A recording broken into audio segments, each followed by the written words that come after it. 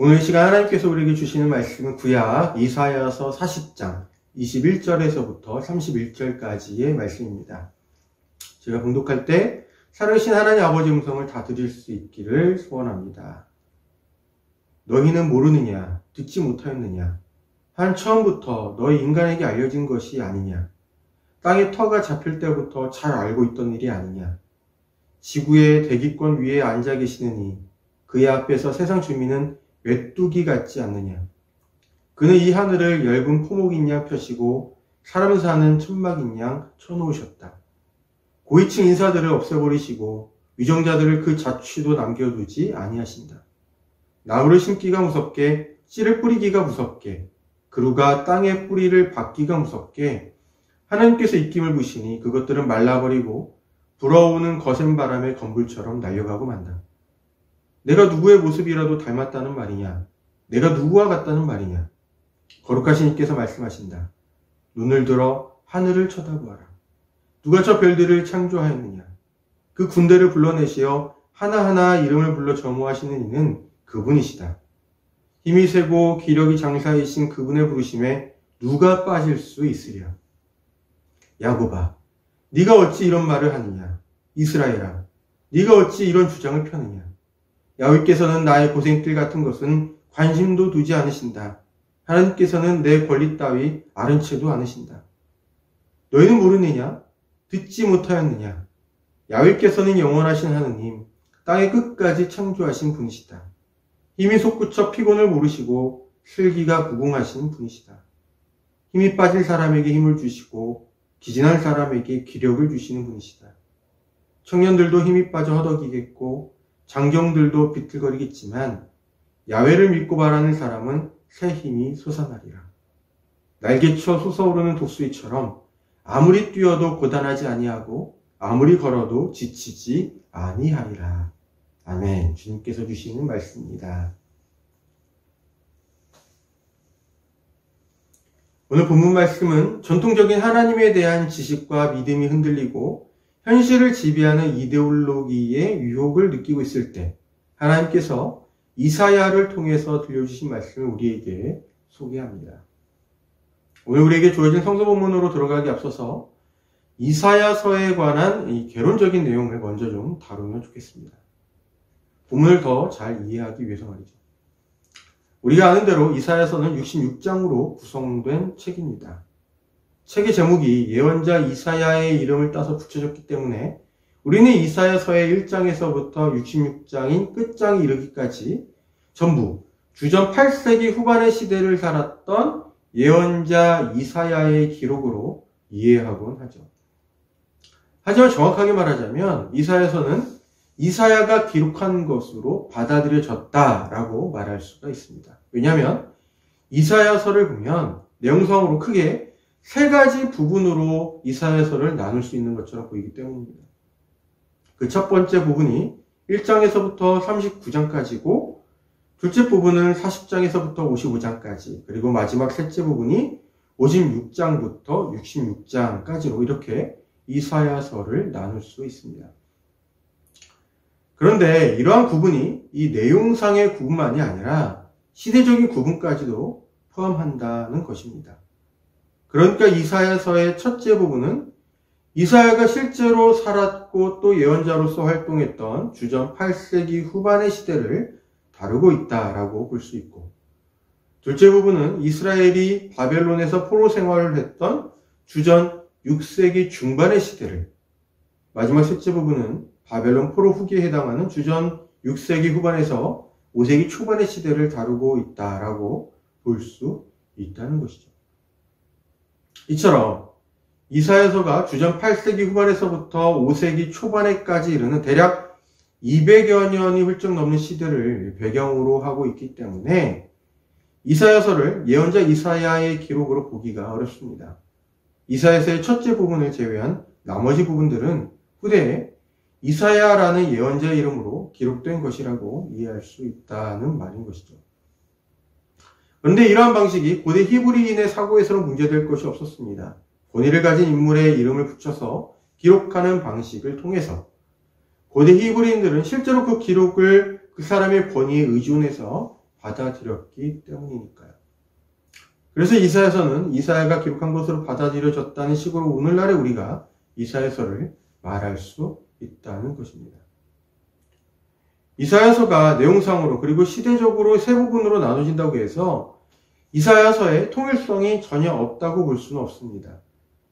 이사야서에는 세 부분으로 나눠진 부분들을 하나로 꿰는 큰 흐름이 있기 때문이죠. 1장에서 39장에 이르는 첫 부분에서는 주전 8세기의 강대국인 아수르의 등장과 함께 그러한 아수르가 주무르는 세계 아래서 이스라엘이 가지고 있던 신학을 다루고 있습니다. 그것을 가리켜 소위 시온 신학이라고 말할 수 있죠.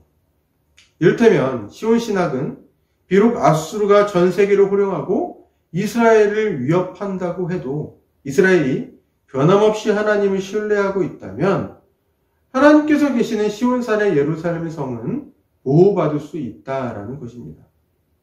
그런데 그런 이스라엘이 주전 6세기 후반 바벨론에 멸망하게 되죠. 그래서 이스라엘은 바벨론이라는 초강국에서 포로 생활을 하게 됩니다. 바벨론 치하에서 포로 생활을 하던 이스라엘이 절망 속에 있던 시대에 이사야서의 둘째 부분인 40장에서부터 55장에는 그러한 바벨론 포로의 상황 속에서도 하나님께서 회복시키실 것이라는 비전을 들려주었습니다. 그리고 마침내 그러한 바벨론이 페르시아에 멸망하게 되고 포로로 사로잡혀 있던 이스라엘 민족들이 바벨론에서 해방되었을 그 시기에 이사야서의 마지막 셋째 부분에서는 그 포로에서 해방된 이스라엘이 새롭게 재건되고 빛을 발하게 될 것이라는 비전을 들려주지요.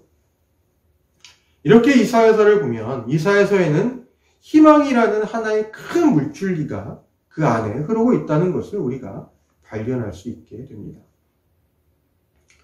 오늘 우리에게 주어진 이사야서의 본문은 세 부분으로 구성된 이사야서 가운데 둘째 부분, 다시 말해서 이스라엘이 바벨론에 의해서 멸망당하고 많은 사람들이 바벨론에 끌려가서 포로 생활을 하던 시대, 바벨론 땅에서 함께 포로 생활을 하던 한 사람을 통해서 선포된 말씀을 전해주고 있습니다.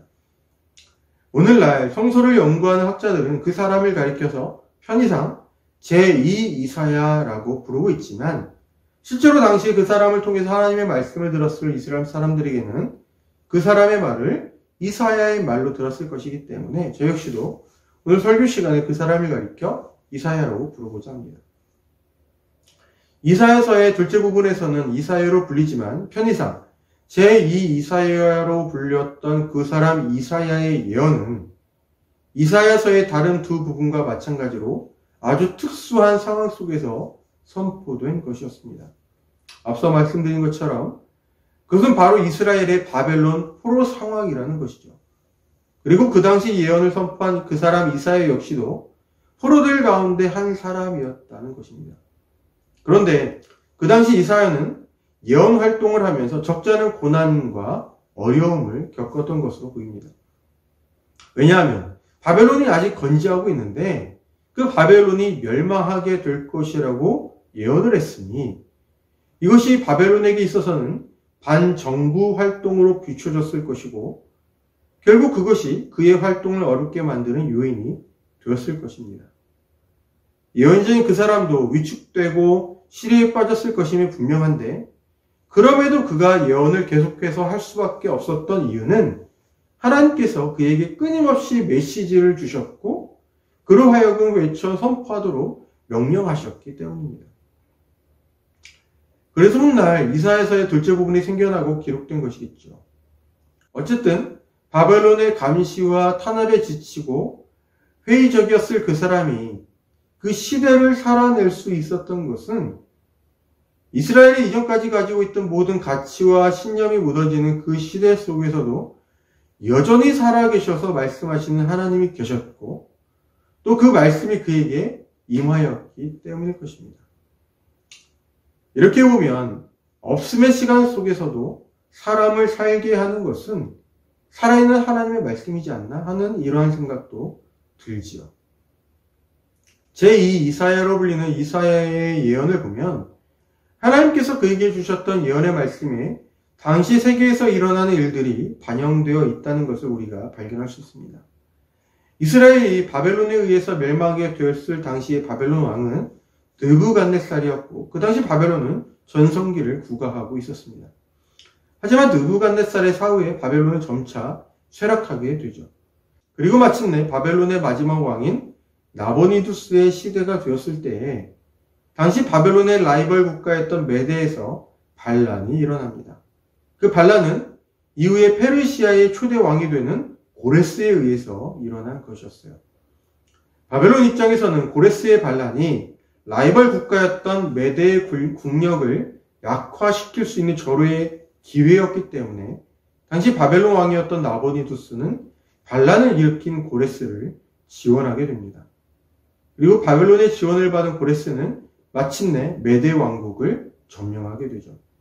하지만 고레스는 거기에서 그치지 않았습니다. 그는 계속해서 영토 확장을 시도하였고 마침내 바벨론의 위협이 되기 시작했습니다. 당시 바벨론의 왕이었던 나보니두스는 바벨론에서 전통적으로 숭배되어 오던 마루득이 아니라 달을 신으로 숭배하는 데에 열성적이었기 때문에 그것 때문에 마루득을 숭배하는 제사장들에게서 원성을 사고 있었습니다. 이런 나보니두스가 고레스가 바벨론을 위협한다는 소식을 듣고 부랴부랴 바벨론으로 돌아왔을 때에는 그가 적대시하던 마루득 제사장 집단 때문에 그의 세력을 결집시키는 데에 실패하였고 또 적지 않은 수의 바벨론 사람들조차도 바벨론을 점령하려고 오는 고레스를 해방자로 기대하는 분위기였기 때문에 나보니두스는 도피할 수밖에 없었습니다. 결국 고레스가 이끄는 메대 군사들은 손쉽게 바벨론을 차지하게 되고 비로소 바벨론 왕국 전체가 고레스의 지배 아래에 놓이게 되죠. 이사야서의 둘째 부분에 해당하는 내용들을 보면 이스라엘 민족의 해방을 위해서 하나님께서 고레스를 바벨론에 보내셨다고 하는 인식과 당시에 이러한 국제적인 정세를 엿볼 수 있는 대목들이 있습니다. 오늘 이사야서의 본문을 보면 고위층 인사들을 없애버리시고 유정자들을 그 자취도 남겨두지 아니하신다라고 하는 23절의 구절이나 하나님께서 입김을 부셔서 이내 곧 말라버리는 나무나 풀과 같이 이 세상의 통치자들 또한 그리 되었다고 말하는 24절의 구절이 그 좋은 예가 될 수 있습니다. 제2 이사야라고 불리는 이사야가 메시지를 선포했던 사람들은 이러한 사람들이었습니다. 그들은 이른바 옛것, 전통을 고집하는 사람들입니다. 그러니까 그들은 예루살렘 성전의 파괴와 함께 야훼 하나님께서 그들을 향한 활동도 끝이 났다라고 생각하던 사람들이었어요. 그 사람들 가운데에는 이스라엘이 바벨론에 멸망하게 된 것은 다름 아닌 이스라엘의 하나님이 바벨론의 마루득에게 패배했기 때문이라고 생각하는 사람들도 있었습니다. 전쟁은 우리가 믿는 신과 저들이 믿는 신의 대결이라는 인식이 있었기 때문이죠. 그런가 하면 이스라엘의 하나님이 그들을 버리셨다고 생각하는 사람들도 있었습니다. 이스라엘의 멸망을 이스라엘이 하나님께 순종하지 않은 죄에 대한 대가로 여겼던 것이죠. 하나님께서 마루득에게 패한 것으로 여겼던 사람들에게 있어서는 바벨론의 신은 승리의 신이었기 때문에 바벨론의 제사가 경외감을 불러일으키는 것으로 여겨졌을 것이고 하나님께서 내리신 벌로 지금 포로 생활을 하고 있다고 여기는 사람들에게는 그들이 지금 겪고 있는 상황이 좌절감을 안겨주는 상황으로 여겨졌을 것입니다. 이쪽이나 저쪽이나 어느 쪽으로 생각하는 그런 생각들은 결국 신앙을 쉽게 만들었고 점차 그들의 현실을 지배하는 신들에게로 전향하게 만드는 요인으로 작용했을 것입니다. 오늘 본문에도 당시 그런 사람들이 했을 법한 푸념의 말들이 기록되어 있습니다. 27절이 그러합니다. 아마도 당시 사람들이 이런 말들을 늘어놨나 싶습니다. 야훼께서는 나의 고생길 같은 것은 관심도 두지 않으신다. 하나님께서는 내 권리 따위 아는 채도 않으신다. 바벨론의 신에게 패배한 하나님 혹은 이스라엘을 버리신 하나님 그리고 이스라엘이 낯선 바벨론 땅에서 겪고 있는 고생을 외면하신 하나님 그런 상황 속에서 팔짱을 끼고 아무것도 하지 않으신 하나님 그 당시 이스라엘 사람들은 그런 하나님을 향해서 이렇게 생각하고 있었던 것입니다. 패배감, 좌절감, 분노와 탄식들이 뒤엉켜 있었던 것이죠. 이런 사람들을 향해서 하나님은 희망의 메시지를 전하도록 이사야를 부르셨습니다. 지금 현재 국제적인 정세 속에서 일어나는 일들이 하나님의 손에서 다뤄지는 일들이라는 메시지와 더불어서 하나님이 이사야에게 이러한 말을 전하라고 하셨습니다. 그것들이 본문 28절에서부터 31절에 이르는 내용들입니다. 너희는 모르느냐? 듣지 못하였느냐? 야훼께서는 영원하신 하느님, 땅의 끝까지 창조하신 분이시다. 힘이 솟구쳐 피곤을 모르시고 슬기가 무궁하신 분이시다. 힘이 빠진 사람에게 힘을 주시고 기진한 사람에게 기력을 주시는 분이시다. 청년들도 힘이 빠져 허덕이겠고 장정들도 비틀거리겠지만 야훼를 믿고 바라는 사람은 새의 힘이 솟아나리라. 날개쳐 솟아오르는 독수리처럼 아무리 뛰어도 고단하지 아니하고 아무리 걸어도 지치지 아니하리라. 이사야를 통해서 선포된 말씀은 하나님께서 역사 속에서 활발히 활동하고 계시며 그분에게 의지하는 사람에게 변함없이 힘을 주시는 분이라는 말씀이었습니다. 쉽게 말하면 이런 것이죠. 이스라엘이 바벨론에게 멸망당했다고 해서 하나님께서 마르둑에게 패배한 것이 아니라 하나님은 오히려 지금 바벨론과 바벨론을 둘러싼 나라들에게서 일어나는 일들을 주관하고 계시고 이런 상황 속에서도 낙심하고 시리에 빠진 사람들이 하나님을 의지한다면 그에게 힘을 주고자 하시는 분이시다라는 말입니다. 하나님께서 고레스를 통해서 바벨론을 멸망시키시고 이스라엘을 해방시키실 것이라는 메시지와 함께 말입니다. 오늘 본문 말씀이 선포된 시대적인 배경을 고려하고 또 본문 말씀의 내용을 들었을 법한 사람들과 그 의미를 생각해 보면 우리는 이런 생각에 도달하게 됩니다.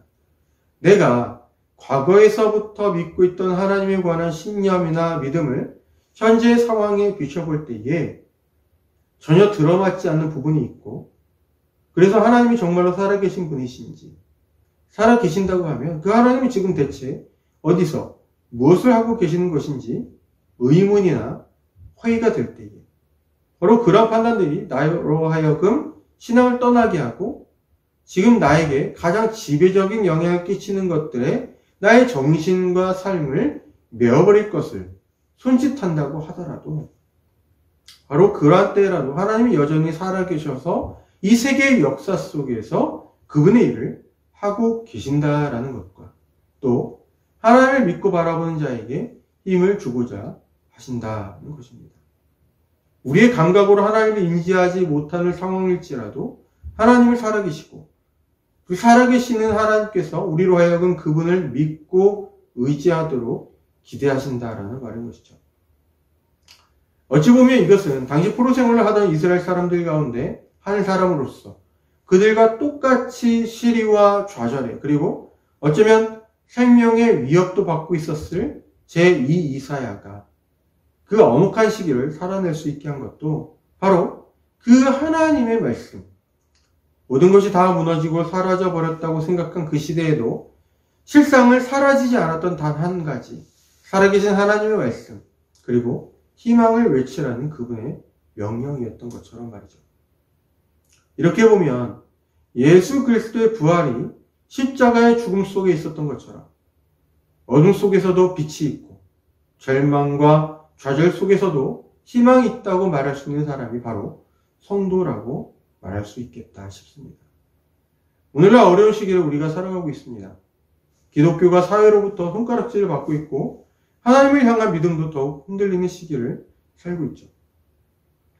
이런 때 우리가 어떠한 모습으로 어떻게 살아가야 할 것인가 생각해 봅니다. 이에 대해 오늘 성서는 우리에게 말씀합니다. 하나님을 바라고 의지하는 사람에게 희망이 있다라고 말입니다. 이러한 때일수록 오히려 그동안의 우리의 믿음과 그 믿음을 견고하게 했던 지식들을 돌아보고 진실하게 그리고 진지하게 하나님을 바라보고자 하는 마음이 우리에게 있으면 참 좋겠습니다. 이 사회를 구성하는 한 사람의 시민으로서의 교양과 상식도 갖추면서 말이죠. 또한 혹 우리 가운데 어려운 시기를 지니고 있는 사람들이 있다면 또 그런 소식들이 들려온다면 우리가 서로 어떤 식으로든 연대할 수 있었으면 참 좋겠습니다.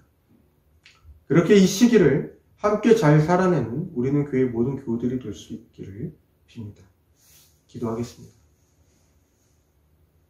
하나님 아버지, 주님을 향한 저희의 믿음과 저희의 지식이 흔들리고 도전받는 것에 두려워하지 않게 하시고 오히려 열려있도록 저희의 마음을 지켜주십시오. 저희를 둘러싼 현실이 어두울 때면 저희는 하나님께서 멀리 계시다 여기곤 합니다. 주님. 그러나 주님은 그때에도 주님을 바라보라 말씀하십니다. 그 말씀에 따라 주님을 바라보게 하시고 주님께서 주시는 희망으로 저희가 무너지지 않고 현실을 잘 살아낼 수 있도록 붙잡아 주십시오. 언제나 어디서나 성령님을 통하여 저희 곁에 또 저희 안에 계시며 저희와 함께 하시는 예수님의 이름으로 기도드립니다. 아멘.